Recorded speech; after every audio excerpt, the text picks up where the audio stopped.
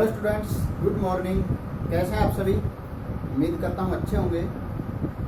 देखिए, टेंस पढ़ रहे थे हम लोग और प्रेजेंट टेंस कंप्लीट कर चुके हैं। प्रेजेंट के चारों टेंस इंडेफिनेट, कॉन्टिन्यूअस, परफेक्ट और परफेक्ट कॉन्टिन्यूअस कंप्लीट कर चुके हैं। इसके बाद हम शुरू करते हैं पास्ट इंडेफिनेट टेंस। देखिए,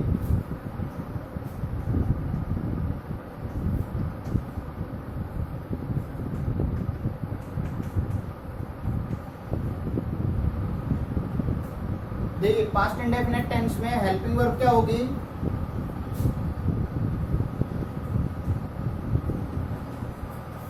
एकमात्र हेल्पिंग वर्ब है डिड। कोई भी आपका सब्जेक्ट हो, is, am, sorry, I, we, you, they, he, she, it, name, या फिर कोई भी सिंगुलर, प्लूरल, कैसा भी सब्जेक्ट हो, आप किसका यूज करोगे? डिड का यूज करोगे। ठीक है, सुनो एक बार। इसके बाद आता है मेन वर्ब। मेन वर्ब की फॉर्म यहाँ पे दो होती है। देखिए कैसे, सेंटेंस के हिसाब से। देखो, मेन वर्ब की फॉर्म दो होगी। जिस टाइप से हम प्रेजेंट इंडेफिनिट टेंस में पढ़ते हैं कि मेन वर्ब की दो फॉर्म होती है। अगर सिंपल सेंटेंस है, ठीक है, अफर्मेटिव सेंटेंस बोलते हैं जिसको, सिंपल सेंटेंस है, तो वहां पे हेल्पिंग वर्ब यूज नहीं होती। मेन वर्ब की फर्स्ट फॉर्म या एस का यूज होता है। एज इट इज, जो पास्ट इंडेफिनिट टेंस आप पढ़ोगे वहां पर भी हेल्पिंग वर्ब, अगर अफर्मेटिव या सिंपल सेंटेंस है तो हेल्पिंग वर्ब का यूज नहीं होगा। मेन वर्ब की सेकंड फॉर्म का यूज होगा। और अगर सेंटेंस आपका नेगेटिव या इंटेरोगेटिव है तब आप मेन वर्ब की फर्स्ट फॉर्म का यूज करोगे प्लस डिड का यूज करोगे। ठीक है, तो अब देखो, सेंटेंस यदि आपके पास सिंपल है या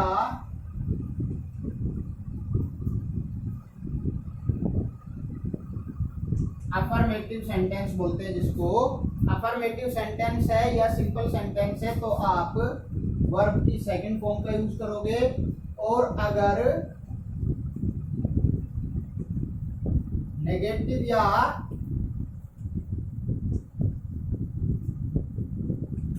इंटेरोगेटिव सेंटेंस है तब आप डिड प्लस वर्ब की फर्स्ट फॉर्म का यूज करोगे।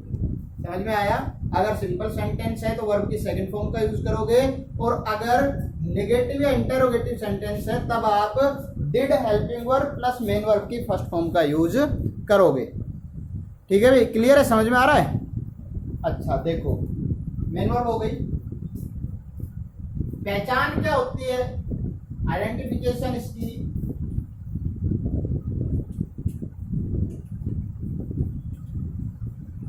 हिंदी में बता देता हूँ, काम आ जाएगी। आप ट्रांसलेशन में, अगर आपको ट्रांसलेशन करना हो तो काम आ सकती है। बता देता हूँ आपको। हिंदी में पहचान क्या होती है कि किसी भी हिंदी वाक्य के अंत में ता, था, ती, थी, ते, थे आदि आता हो।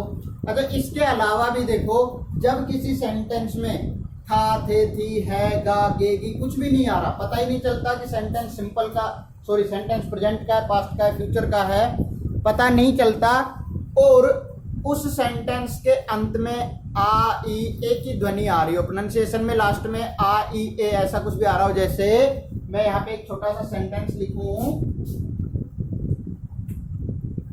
मैंने खाना खाया, तो अभी मुझे पता ही नहीं है सेंटेंस में टेंस कौन सा है। क्यों? क्योंकि अगर था, थे, थी कुछ लग रहा होता तो हम किसका यूज करते? पास्ट का। है, हा, है या हूं ऐसा कुछ भी लिख रहा होता तो हम किसका यूज करते? प्रेजेंट का। गा, गेगी अगर कुछ भी होता तो फ्यूचर का यूज करते। लेकिन यहाँ पे कुछ भी नहीं है। यहाँ पे सिर्फ लास्ट में आपको ध्वनि देखनी है। प्रोनाउंसिएशन जब आप कर रहे हो, उच्चारण, तो वॉइस कैसी आ रही है? किसकी आ रही है? आ की ध्वनि आ रही है। ठीक है, तो आ, ई, ए कोई भी ध्वनि आए, ठीक है, तो उसके साथ आप किसका यूज करोगे? पास्ट इंडेफिनिट टेंस का यूज करोगे। एक स्पेशल कंडीशन में बता रहा हूं मैं आपको, ठीक है? अदरवाइज हिंदी में आप आइडेंटिफिकेशन याद रखते हो नहीं रखते उससे कोई मतलब नहीं। देखिए, हेल्पिंग वर्ब और मेन वर्ब दोनों चीजें कंप्लीट है। इसके बाद देखो एडवर्बियल्स।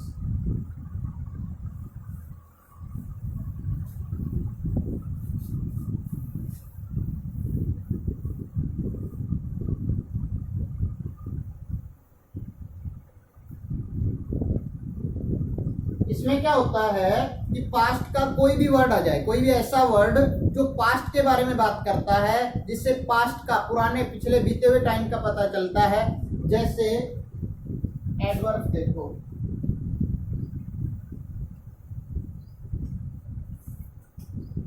जैसे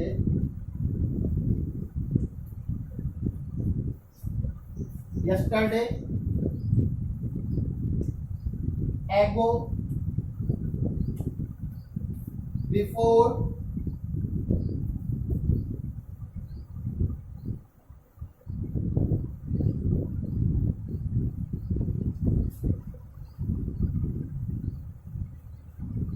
one day, once,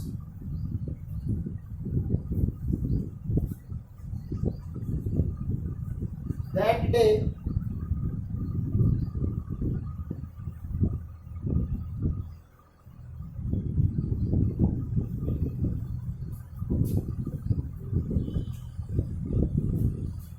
as soon as,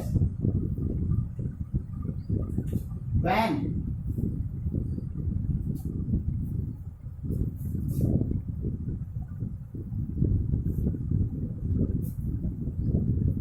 as,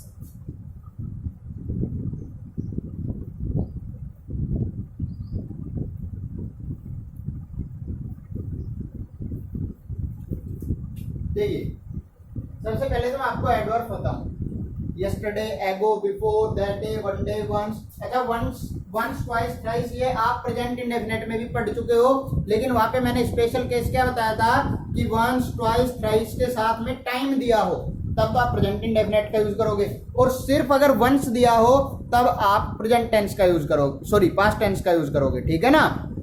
अब देखो यस्टरडे, एगो, बिफोर, ये सब क्या है, पुराने टाइम को बताने वाली बातें हैं। यस्टरनाइट, ठीक है, वन डे, एक बार, एक दिन, एक बार, वंस, ठीक है, दैट डे, उस दिन, एज सून एज, जैसे ही, ठीक है। तो ये सब चीजें हैं, ये आपके पास्ट टेंस को डिफाइन करने वाली हैं, ठीक है। और पास्ट टेंस के बारे में जब भी बात होगी तो वहां पे आप किसका यूज करोगे, पास्ट इंडेफिनेट का, मतलब ऐसा कोई भी वर्ड जब आएगा तो आप पास्ट इंडेफिनेट टेंस का यूज करोगे, ठीक है, क्लियर है। अब देखो दूसरी चीजें, चलो पहले इसका एक एग्जांपल लिखता हूं।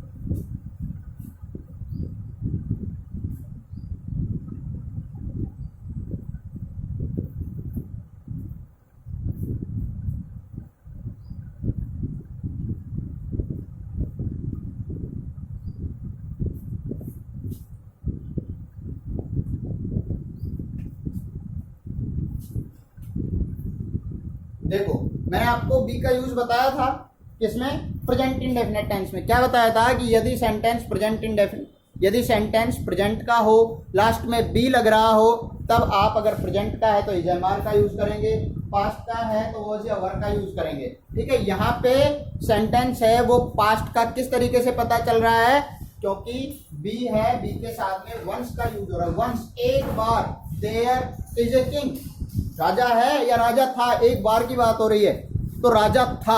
और वाज या वर है वो एक हेल्पिंग वर्ब के रूप में नहीं, जबकि एक कॉम्प्लीमेंट्री वर्ब के रूप में यहाँ पे यूज होंगे, ठीक है ना।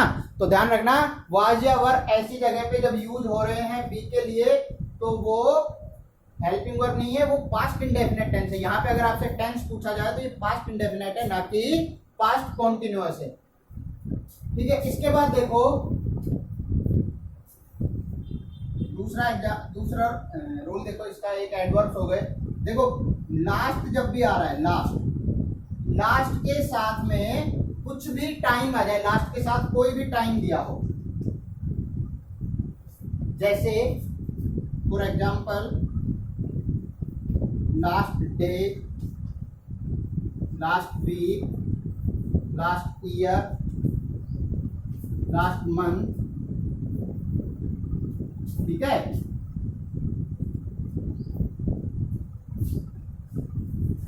एक्सेट्रा कोई भी टाइम दिया हो, जैसे देखो अभी मैं एक एग्जांपल दूं आपको, I to his house last month.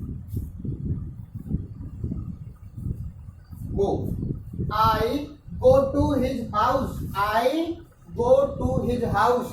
हमने तो क्या रखना है, मैंने आपको बताया ब्लैंक्स कोई भी हो, आपको तो वर्ब की फर्स्ट फॉर्म रखनी है। आपने रख ली वर्ब की फर्स्ट फॉर्म अपनी तरफ से। अब आपको क्या करना है, आई गो टू हिज हाउस, मैं उसके घर जाता हूं। यहां तक सही भी है सेंटेंस, यहां तक आपका सही भी है, लेकिन जैसे इससे आगे बढ़ते हो एडवर्ब के पास आप जाते हो, I go to his house last month, मैं पिछले महीने उसके घर जाता हूं। नहीं, मैं घर जाता हूं नहीं, पिछले महीने की बात हो रही है तो मैं घर गया, ठीक है ना। तो क्या करोगे, जब लास्ट मंथ मतलब पास्ट इंडेफिनेट की बात हो रही है, और पास्ट इंडेफिनेट की जब बात हो रही है तो आप सेंटेंस चेक करोगे सिंपल है या नेगेटिव है। सेंटेंस सिंपल है, सेंटेंस सिंपल है तो क्या यूज करोगे, हेल्पिंग वर्ब यूज नहीं होगी, डिड का यूज नहीं होगा, सिर्फ आप वर्ब की सेकंड फॉर्म का यूज करोगे, और गो की सेकंड फॉर्म होती है वेंट। क्या हो जाएगी,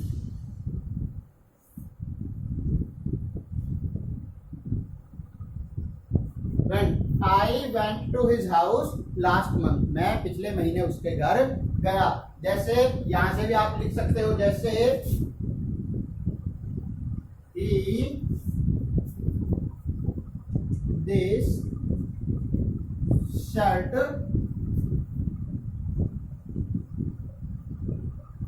2 days ago, ठीक है।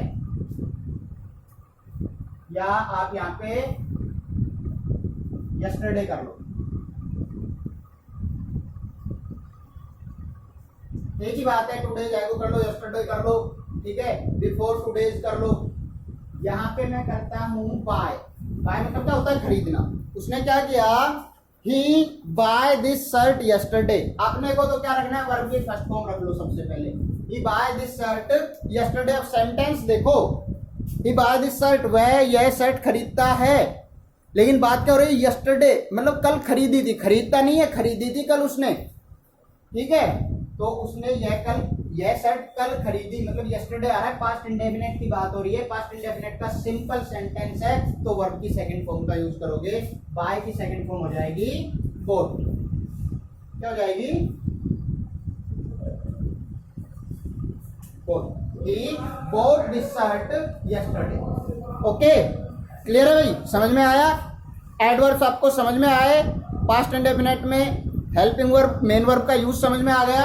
अब देखो एक रूल और है, छोटा सा लिखाऊंगा आपको, यहां तक लिख लिया, फिर से देख लो, स्क्रीनशॉट ले लो, लिखने हैं ये नोटबुक में, आपके सारी चीजें होनी चाहिए, ध्यान रखना, नोटबुक पेन लेके बैठा करो जब भी आप पढ़ने के लिए बैठते हो।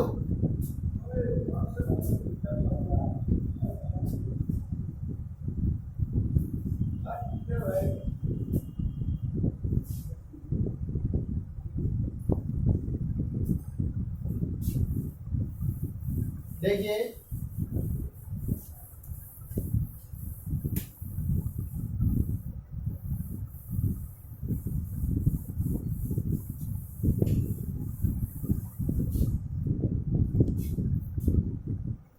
तीसरा रूल लिखो, इन प्लस ईयर, कोई भी, ठीक है, इन प्लस ईयर, इनके साथ में कोई भी ईयर दिया हो, कोई भी वर्ष दिया हो, जैसे इन 1991, इन 2005, ठीक है। तो यहां पे आप पास्ट इंडेफिनेट का यूज करोगे, कैसे, जैसे देखिए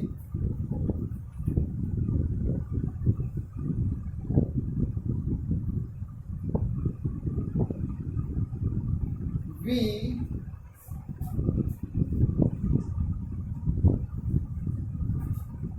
freedom in 1947, और यहाँ पे मैंने लिखा get, we get freedom, we get freedom, अपने को तो जो दिया है वही लिखना है ना, we get freedom in 1947, कब की बात हो रही है, 1947, मतलब पहले की बात हो रही है कि हमें 1947 में आजादी मिली, तो सेंटेंस कैसा हो गया आपका पास्ट इंडेफिनेट। पास्ट इंडेफिनेट में किसका यूज करोगे, वर्ब की सेकंड फॉर्म का। तो गेट की सेकंड फॉर्म क्या हो जाएगी, गोट। क्या हो जाएगी, गोट। वी गोट फ्रीडम इन 1947। ठीक है भाई, लिखो जल्दी से।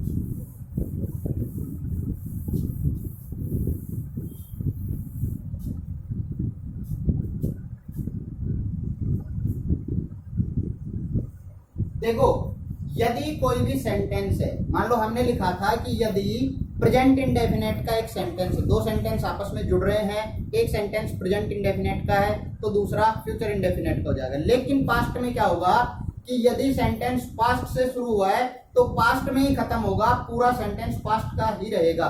ठीक है, जैसे यदि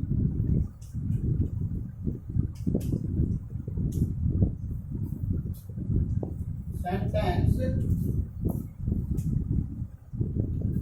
पास्ट टेंस में स्टार्ट होता है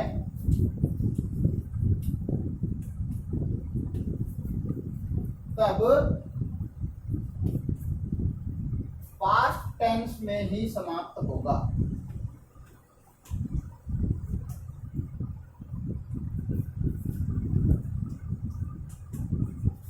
यहाँ पे जरूरी नहीं है कि आप पास्ट इंडेफिनेट की ही बात कर रहे हो। पास्ट इंडेफिनेट से शुरू हुआ है तो पास्ट इंडेफिनेट में खत्म होगा। पास्ट कॉन्टिन्यूअस में शुरू हुआ है तो जरूरी नहीं है पास्ट कॉन्टिन्यूअस में शुरू हो, पास्ट इंडेफिनेट में भी खत्म हो सकता है। ठीक है, जैसे एग्जांपल देखो,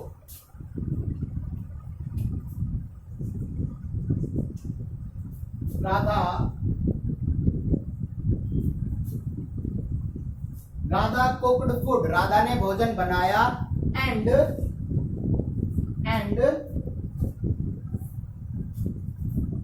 टू हर होम। यहाँ पे आपको गो की फॉर्म का यूज करना है। Radha cooked food and go to her home. तो गो तो वर्ब की फर्स्ट फॉर्म है, वर्ब की फर्स्ट फॉर्म तो प्रेजेंट इंडेफिनेट में आती है। यहाँ आपको क्या करना है, सेंटेंस अपना पास्ट का है क्योंकि कुक्ड वर्ब की सेकंड फॉर्म है, तो यहाँ भी आप क्या करोगे, एंड से जुड़ा हुआ है तो पास्ट इंडेफिनेट ही रहेगा। Radha cooked food and went to her home, went to her home. ठीक है, दूसरा देखो एग्जांपल,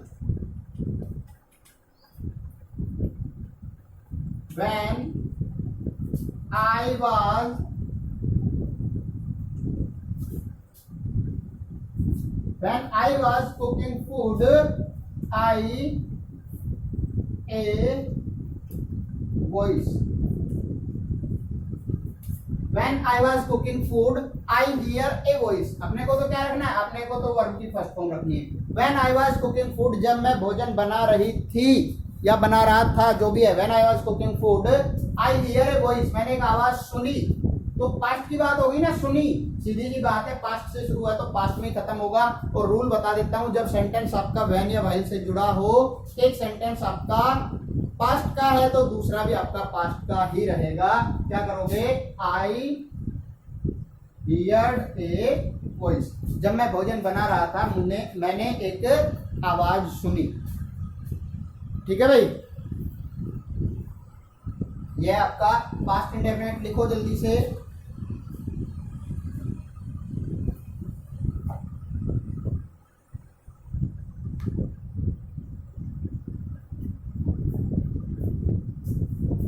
हाँ यहाँ पे अगर इंग्लिश में लिखना चाहते हो तो मैं इंग्लिश में बोल देता हूँ। If a sentence starts with past tense it will last in past tense. अगर पास्ट टेंस में शुरू होता है तो पास्ट टेंस में ही खत्म होगा। If a sentence starts in past tense then it will last in past tense. ठीक है,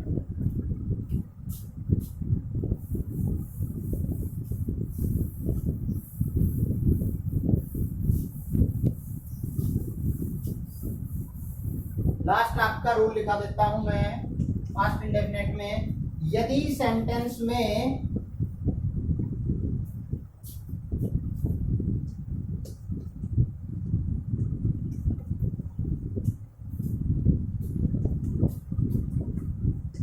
if, as if,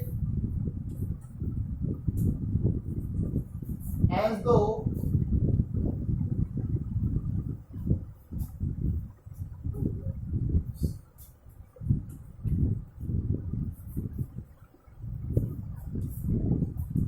would that,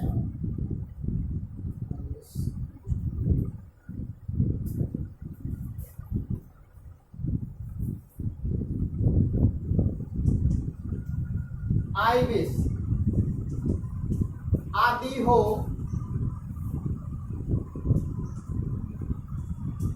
तब वर्ब की सेकंड फॉर्म का यूज करेंगे। If there is if, as if, as though, would that, I wish, etc. are in the sentence, there will be used second form of the verb. तो second form की use, verb की second form का हम use करेंगे। ठीक है, कैसे? देखो, ये सब सेंटेंस होते हैं आपके सपोजिशनल सेंटेंस, काल्पनिक वाक्य होते हैं, और काल्पनिक वाक्य में हमेशा हम पास्ट इंडेफिनिट का यूज करते हैं कि काश ऐसा होता। ठीक है ना, काश ऐसा होता। तो लिखो, इनको लिखो जल्दी से, फिर मैं एग्जांपल लिखाता हूं आपको।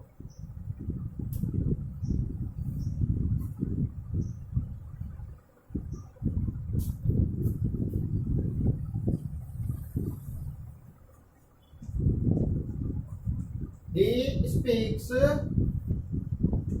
as if he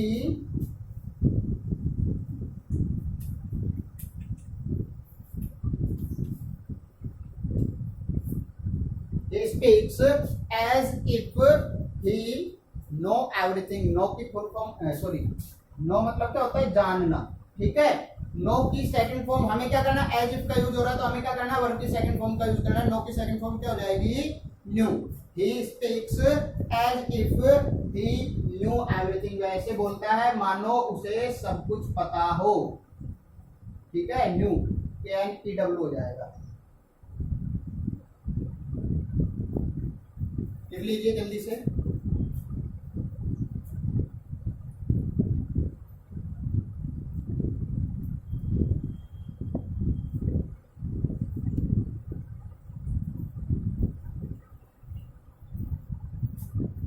लिख लिया? हटा रहा हूं मैं। पास्ट इंडेफिनिट आपका सेंटेंस, सॉरी, पास्ट इंडेफिनिट है वो टेंस आपका कंप्लीट हुआ।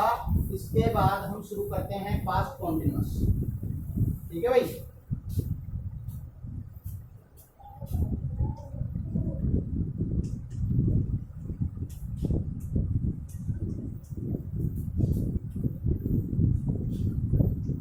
पास्ट कॉन्टिन्यूअस का यूज पढ़ेंगे। देखिए,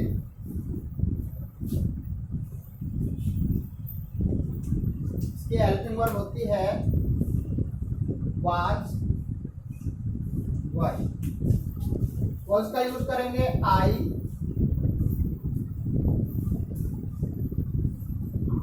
ही, सी, इट, किसी का नाम, या फिर singular subject.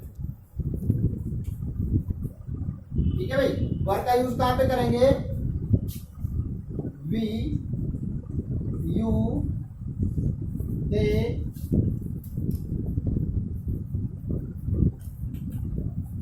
Plural subject, I, he, she, it, या किसी का नाम या कोई भी सिंगुलर सब्जेक्ट हो तो आप वहां पे वाज का यूज करेंगे। वी, यू, दे या कोई भी प्लूरल सब्जेक्ट है तो आप वहां पे वर्ब का यूज करेंगे। ठीक है, इसके बाद देखिए मेन वर्ब। मेन वर्ब यहाँ पर सिर्फ वर्ब की फर्स्ट फॉर्म प्लस आईएनजी, या आप वर्ब के आईएनजी फॉर्म बोल सकते हो इसको। वर्ब के आईएनजी फॉर्म का यूज यहाँ पर आप करोगे। ठीक है भाई, दोनों ही चीजें हैं यहाँ पे। इसके बाद ऐसा विशेष स्पेशल केस पास्ट इंडेफिनिट की तरह ऐसा कुछ नहीं है। यहाँ पे हम डायरेक्ट इसके एडवर्ब पढ़ते हैं। देखो क्या करेंगे। प्रेजेंट कॉन्टिन्यूअस में आपने पढ़ा, लास्ट से आप जोड़ के पढ़ा करो। देखो इसको लिख लो पहले। प्रेजेंट कॉन्टिन्यूअस में आपने पढ़ा eight this time, at this moment, ठीक है।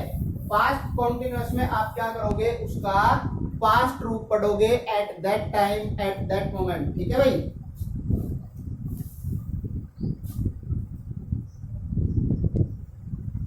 एडवर्ब्स देखो इसके,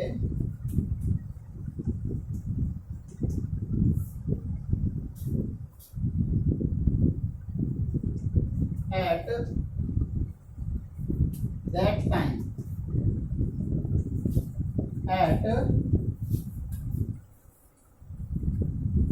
that moment, in those days,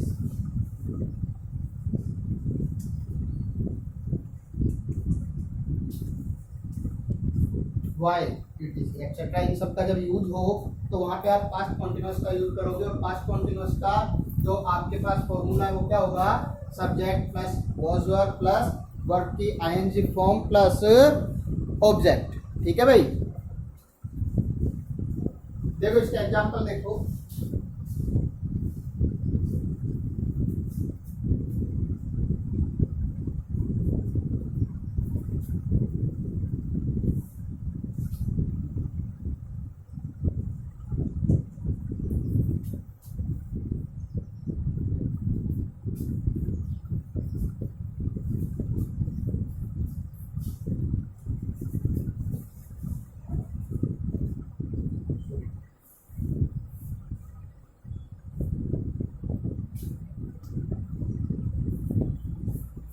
क्या करोगे, I go for a walk, I go for a walk. ये सही होता आपका जब यहाँ पे generally, usually, rarely, hardly, scarcely ऐसा कुछ लिखा होता तो आप क्या करते, I go for a walk. I am going for a walk, जब आप at this time, at this moment वगैरह होता तो आप क्या करते हैं, आई am going for a walk at this time. लेकिन यहाँ पे क्या है, एट दैट टाइम, पास्ट की बात कर रहा है, आप क्या करोगे, वॉज वर्ब प्लस वर्ब के आईएनजी फॉर्म का यूज करोगे।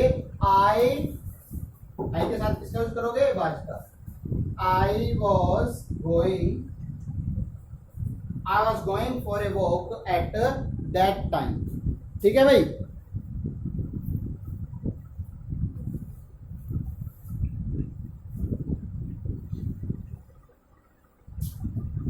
लिख लिया, हटा दो।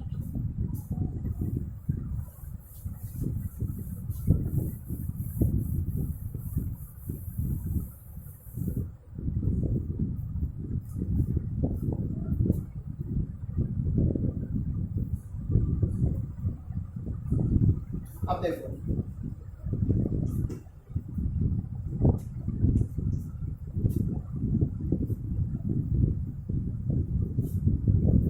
यदि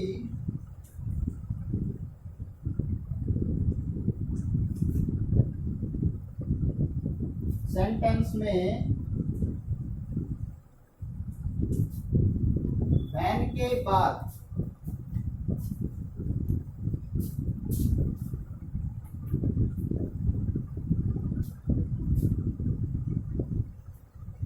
यदि सेंटेंस में वैन के बाद वर्ब की सेकंड फॉर्म हो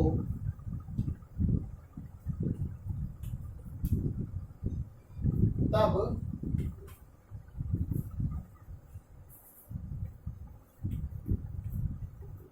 जुड़े हुए दूसरे वाक्य के ब्लैंक्स में वॉज वर्ब प्लस वर्ब की आईएनजी फॉर्म का यूज करेंगे।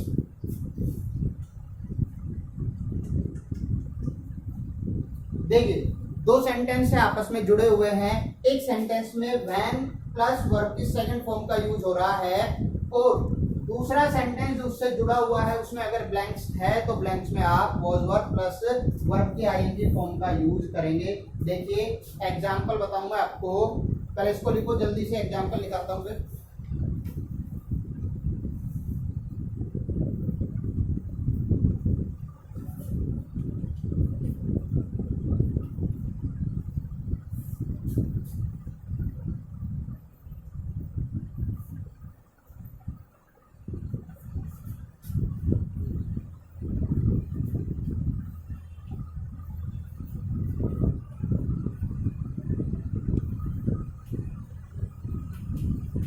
देखिए सेंटेंस आपके दो, क्योंकि देखो WH वर्ड क्या है, रिलेटिव प्रोनाउन है। WH वर्ड क्या होते हैं, रिलेटिव प्रोनाउन के रूप में यूज होते हैं दो सेंटेंस को जोड़ने के लिए, और यहाँ पे सब्जेक्ट है वो चेंज हो रहा है तो सेंटेंस अलग अलग है।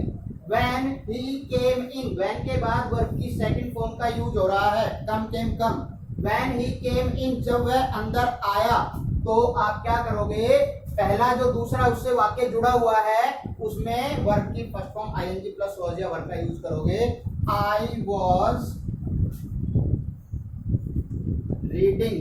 I was reading a book when he came in, जब वो अंदर आया तो मैं एक किताब पढ़ रहा था। ठीक है भाई,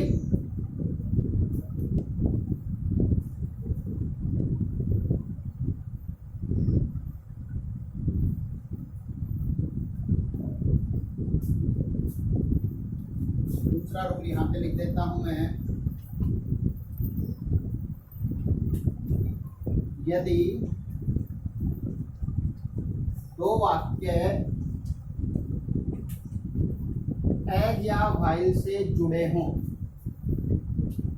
यदि दो वाक्य एज या व्हाइल से जुड़े हों एवं एक वाक्य पास्ट टेंस का हो। अब पास्ट टेंस कोई भी हो सकता है, पास्ट इंडेफिनिट भी हो सकता है, कॉन्टिन्यूअस भी हो सकता है, कोई भी हो सकता है। यदि दो सेंटेंस एज या व्हाइल से जुड़े हों एवं एक वाक्य पास्ट टेंस का हो,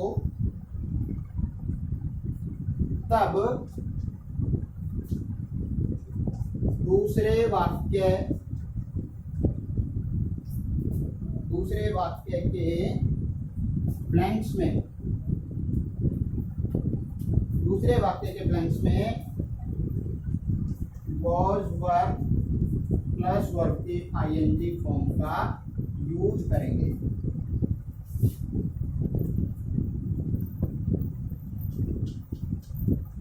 देखिए इंग्लिश में लिखना है, मैं इंग्लिश में बोल के बता देता हूं आप लोगों को। If two sentences are connected with as और while and the first sentence is of past tense, then the second sentence will be past continuous tense। मतलब past continuous tense में क्या होगा, was verb प्लस वर्ब की ing form. अगर एक sentence आपका past tense का है, एज और while से जुड़े हुए हैं, तो दूसरा सेंटेंस आपका past continuous tense का होगा।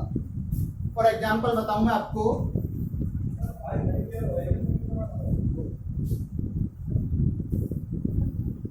देखो जल्दी से,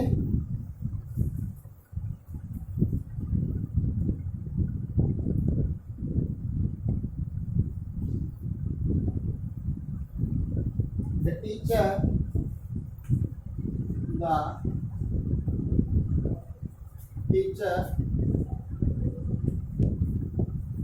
came late। The teacher came late, came verb की सेकंड फॉर्म है। यहाँ पे आप तो ध्यान रखा करो, while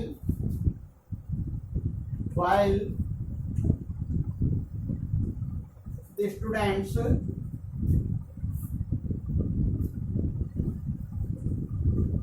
for him, ठीक है। और यहाँ पे आपको वेट की करेक्ट फॉर्म का यूज करना। देखो the teacher came late, teacher late आया या टीचर लेट आता था। while the students wait for him, wait for him क्या करोगे, वॉज वेटिंग फॉर हिम। क्यों, क्योंकि पहला जो सेंटेंस है इसका while से पहले ये पास्ट टेंस का है, वर्ब की सेकंड फॉर्म आ रही है, तो दूसरा है वो पास्ट कॉन्टिन्यूअस टेंस अपने आप हो जाएगा। क्या करोगे, वॉज सॉरी स्टूडेंट्स वर आएगा, वर वेटिंग फॉर हिम। ठीक है भाई, पास्ट कॉन्टिन्यूअस तक कंप्लीट हो गया है आपका। लास्ट 2 या 3 वीडियो में आपके टेंस हैं वो कंप्लीट हो जाएंगे। अगर समस्या आ रही है कोई भी तो आप कमेंट में या फिर कॉल करके, स्कूल में संपर्क करके किसी भी तरीके से आप बता सकते हो। बट रेगुलर पढ़ते रहो, नोट्स बनाते रहो, ठीक है भाई। और साथ ही अब इनको कंप्लीट होने के बाद आपका टेस्ट भी एक शेड्यूल कराया जाएगा, ठीक है। तो पढ़ाई जारी रखना, ओके।